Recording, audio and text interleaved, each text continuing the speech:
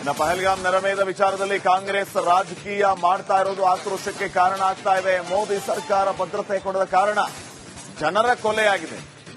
ಸರ್ಕಾರ, ಮಿಲಿಟರಿ ಯಾರು ಜನರಿಗೆ ಸಹಕಾರ ಕೊಟ್ಟಿಲ್ಲ. ಏಪ್ರಿಲ್ 17ನೇ ತಾರೀಕು ಮೋದಿ ಕಾಶ್ಮೀರಕ್ಕೆ ಹೋಗೋರಿದ್ರು. ಆದರೆ ಬೇಹುಗಾರಿಕೆ ಗುಪ್ತಚರದವರು ಹೋಗಬೇಡಿ ಅಂತ ಹೇಳಿದರು. ಕಾಶ್ಮೀರಕ್ಕೆ ಹೋಗಬೇಡಿ ಅನ್ನೋದಕ್ಕೆ ಪ್ರವಾಸ ರದ್ದು ಮಾಡ್ತಿದ್ರು. ಇದೆಲ್ಲ ಮೋದಿ ಗೊತ್ತಿತ್ತು. ಹಾಗಿದ್ರು ಯಾಕೆ ಹೇಳಲಿಲ್ಲ? ಇದನ್ನು ಯಾರು ಹೇಳಿದ್ದಾರೆ ನೋಡಿ, ನೀವೇ ಹೇಳಿ. ಇದು ನಿಮಗೆ ಗೊತ್ತಿದ್ದಾಗ 17ನೇ ತಾರೀಕು ನೀವು ಕಾಶ್ಮೀರಕ್ಕೆ ಹೋಗ್ತಕ್ಕಂತ ಪ್ರೋಗ್ರಾಮ್ ಅನ್ನ ಕ್ಯಾನ್ಸಲ್ ಮಾಡುವಾಗ ನೀವು ಯಾಕೆ ಈ ಟೂರಿಸ್ಟ್ ಅನ್ನ ಪೊಲೀಸರ ಮುಖಾಂತರ ಯಾಕೆ ಹೇಳಲಿಲ್ಲ? ನೀವು ಹೋಗ್ಬೇಡಿ, ಅಲ್ಲಿ ತೊಂದರೆ ಇದೆ ಅನ್ನತಕ್ಕಂತ ಮಾತು ನೀವು ಹೇಳಲಿಲ್ಲ. ಹೇಳಿದ್ರೆ 26 ಪ್ರಾಣಗಳನ್ನ ಉಳಿತೀವು ಮತ್ತು ನಮ್ಮ ಈಗೇನು ನಾವು ಹೆಚ್ಚು ಕಡಿಮೆ ಚುಟ್ಪುಟ್ಟು ಯುದ್ಧಗಳು ನಡೆದಿವೆ ಅಥವಾ ನಮ್ಮ ಪಾಕಿಸ್ತಾನ ವಿರುದ್ಧ ನಾವೇನು ಘರ್ಷಣೆ ಮಾಡ್ತಾ ಇದ್ದೇವೆ, ಪಾಕಿಸ್ತಾನ ಕೆಲಸ ಅಂತೂ ಯಾವಾಗಲೂ ಬರೇ ನಮ್ಮ ಭಾರತ ದೇಶದಲ್ಲಿ ಗೂಬಿ ಕೂಡಿಸ್ತಕ್ಕಂಥದ್ದು. ಇದು ನಿಮಗೆ ಗೊತ್ತಿದ್ದಾಗ 17ನೇ ತಾರೀಕು ನೀವು ಕಾಶ್ಮೀರಕ್ಕೆ ಹೋಗ್ತಕ್ಕಂತ ಪ್ರೋಗ್ರಾಮ್ ಅನ್ನ ಕ್ಯಾನ್ಸಲ್ ಮಾಡುವಾಗ ನೀವು ಯಾಕೆ ಈ ಟೂರಿಸ್ಟ್ ಅನ್ನ ಪೊಲೀಸರ ಮುಖಾಂತರ ಯಾಕೆ ಹೇಳಲಿಲ್ಲ? ನೀವು ಹೋಗ್ಬೇಡಿ, ಅಲ್ಲಿ ತೊಂದರೆ ಇದೆ ಅನ್ನತಕ್ಕಂತ ಮಾತು ನೀವು ಹೇಳಲಿಲ್ಲ. ಹೇಳಿದ್ರೆ 26 ಪ್ರಾಣಗಳನ್ನ ಉಳಿತೀವು ಮತ್ತು ನಮ್ಮ ಈಗೇನು ನಾವು ಹೆಚ್ಚು ಕಡಿಮೆ ಚುಟ್ಪುಟ್ಟು ಯುದ್ಧ. ಮಲ್ಲಿಕಾರ್ಜುನ್ ಖರ್ಗೆ ಅವರು ಮಾಡ್ತಾ ಇರೋ ಆರೋಪಗಳ ವಿಚಾರಕ್ಕೆ ಸಂಬಂಧಪಟ್ಟಂತೆ ನಮ್ಮ ಜೊತೆಗೆ ಮಾತಾಡೋದಕ್ಕೆ ಎಂಎಲ್ಸಿ ರವಿಕುಮಾರ್ ಈಗ ನೇರ ಸಂಪರ್ಕದಲ್ಲಿ ಜಾಯ್ನ್ ಆಗಿದ್ದಾರೆ. ರವಿಕುಮಾರ್ ಅವರು ನಮಸ್ಕಾರ.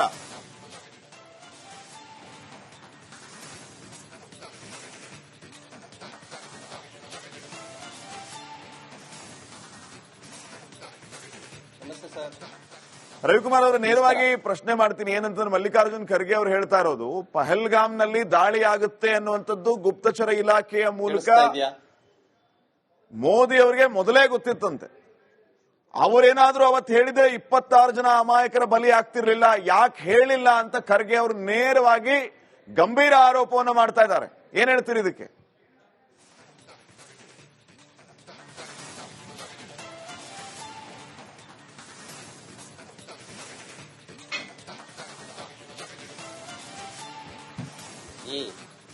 ಮಾನ್ಯ ಮಲ್ಲಿಕಾರ್ಜುನ್ ಖರ್ಗೆ ಅವರು ಬಹಳ ಸೀಸನ್ಡ್ ಪಾಲಿಟಿಷಿಯನ್, ಬಹಳ ಹಳೆಯ ರಾಜಕಾರಣಿ.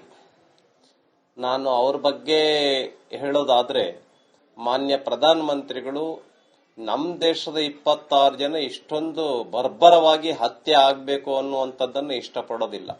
ಗೊತ್ತಿದ್ದಿದ್ರೆ ಅವ್ರನ್ನ ಅಲ್ಲಿ ಬರೋದಲ್ಲ, ಆ ಜಾಗಕ್ಕೆ ಬರಕಾಗ್ತಿರ್ಲಿಲ್ಲ. ಆ ರೀತಿ ಸೇನಾಚರಣೆಯನ್ನ ಮಾಡಬಹುದಾಗಿತ್ತು, ಆ ರೀತಿಯ ಒಂದು ಸುರಕ್ಷತೆಯನ್ನ ಕಲ್ಪಿಸ್ಕೊಡ್ಬೋದಾಗಿತ್ತು.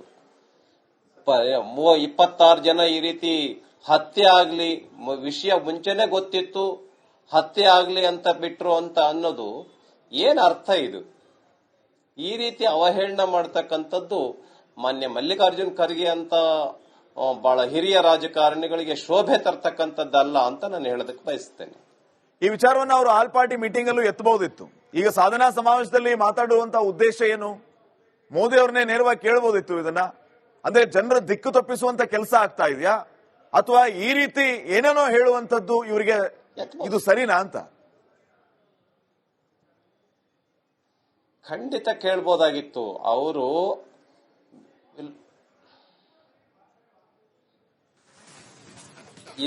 ದೊಡ್ಡ ರಾಜಕಾರಣಿ ಆಗ್ಬಿಟ್ಟು ಕರ್ನಾಟಕ ರಾಜ್ಯದಲ್ಲಿ ಅನೇಕ ವರ್ಷಗಳ ಕಾಲ ಸಚಿವರಾಗಿ ಸುಮಾರು 50 ವರ್ಷ ಎಂಎಲ್ಎ, ಎಂಪಿ, ಸಚಿವರು, ಈಗ ವಿಪಕ್ಷ ನಾಯಕರಾಗಿ ಕೆಲಸ ಮಾಡ್ತಾ ಇರ್ತಕ್ಕಂಥ ಮಾನ್ಯ ಮಲ್ಲಿಕಾರ್ಜುನ್ ಖರ್ಗೆ ಅವರು ನೇರವಾಗಿ ಪ್ರಧಾನಮಂತ್ರಿಗಳ ಆಫೀಸ್ ಅನ್ನ ಕಾಂಟ್ಯಾಕ್ಟ್ ಮಾಡಿ ಪ್ರಧಾನಮಂತ್ರಿಗಳಿಗೆ ದೂರವಾಣಿ ಮೂಲಕ ಮಾತನಾಡಿಬಿಟ್ಟು ಈ ತರ ಹೇಳ್ಬೋದಾಗಿತ್ತು.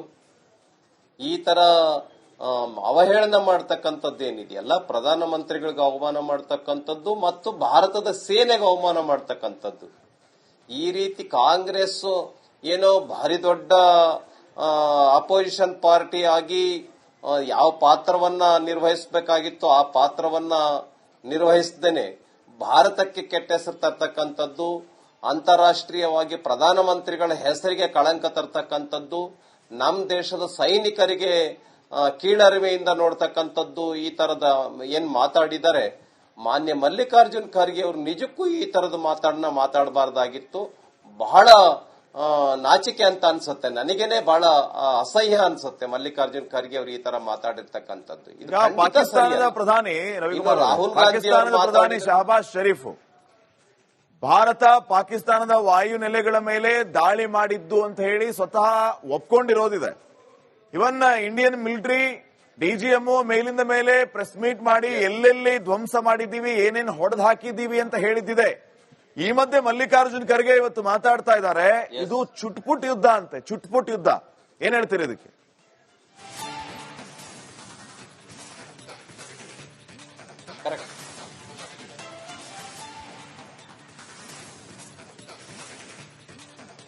ಇದು ಬಹುಶಃ ಪಾಕಿಸ್ತಾನದ ಸೇನೆಯನ್ನ ಇವರು ಬೆಂಬಲಿಸೋದು ಅಂತ ಆದ್ರೆ ನೇರವಾಗಿ ಹೇಳ್ಬಿಡೋದು ಒಳ್ಳೇದು. ನಮ್ಮ ದೇಶದ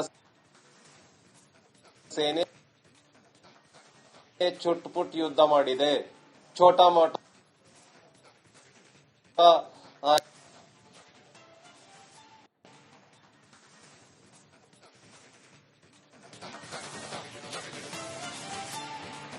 ಫೈನ್. ಮತ್ತೆ ಸಂಪರ್ಕಿಸುವಂತಹ ಪ್ರಯತ್ನ ಮಾಡ್ತೀವಿ. ಈಗಾಗಲೇ ರವಿಕುಮಾರ್ ಅವರು ನಮ್ಮ ಜೊತೆ ಮಾತಾಡುವಂತಹ ಸಂದರ್ಭದಲ್ಲಿ ಮಲ್ಲಿಕಾರ್ಜುನ್ ಖರ್ಗೆ ಅವರ ವಿರುದ್ಧ ವಾಗ್ದಾಳಿಯನ್ನು ನಡೆಸಿದ್ರು. ಒಬ್ಬ ಹಿರಿಯ ರಾಜಕಾರಣಿಯಾಗಿ ಈ ರೀತಿ ಮಾತಾಡೋದು ಅವರಿಗೆ ಶೋಭೆ ತರುವಂತದ್ದಲ್ಲ. ಜೊತೆಗೆ ಇಡೀ ಜಗತ್ತೇ ಭಾರತೀಯ ಸೇನೆಯ ಪರಾಕ್ರಮವನ್ನು ಒಪ್ಪಿಕೊಂಡಂತಹ ಸಂದರ್ಭದಲ್ಲಿ ಇವರು ಈ ರೀತಿ ಭಾರತೀಯ ಸೇನೆಗೆ ಅವಮಾನಿಸೋದೆಷ್ಟರ ಮಟ್ಟಿಗೆ ಸರಿ?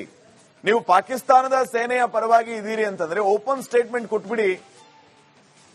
ಎಸ್, ರವಿಕುಮಾರ್ ಅವರು ಮತ್ತೆ ಜಾಯ್ನ್ ಆಗಿದ್ದಾರೆ. ರವಿಕುಮಾರ್ ಅವರು ಹೇಳ್ತಾ ಇದ್ರಿ, ಭಾರತೀಯ ಸೇನೆಯನ್ನ ಅವಮಾನಿಸೋದೇ ನಿಮ್ಮ ಉದ್ದೇಶ ಆಗಿದ್ರೆ ಅದನ್ನ ಓಪನ್ ಆಗಿ ಹೇಳ್ಬಿಡಿ ಅನ್ನುವಂಥದ್ದು ತಮ್ಮ ಆಗ್ರಹ ಆಗಿತ್ತು.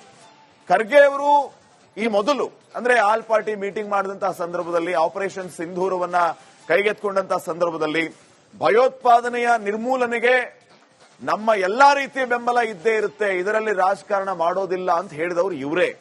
ಇವನ್ ರಾಹುಲ್ ಗಾಂಧಿ ಕೂಡ proud of our Indian army ಅಂತ ಹೇಳಿ ಎಲ್ಲಾ ರೀತಿಯ ಹೊಗಳಿಕೆಯನ್ನ ಮಾಡಿ ಈಗ ಈ ರೀತಿ ಬಂದು ಹೇಳೋದಂತಂದ್ರೆ ಇವರು ಡಬಲ್ ಸ್ಟ್ಯಾಂಡ್ ಆಗೋದಿಲ್ವಾ?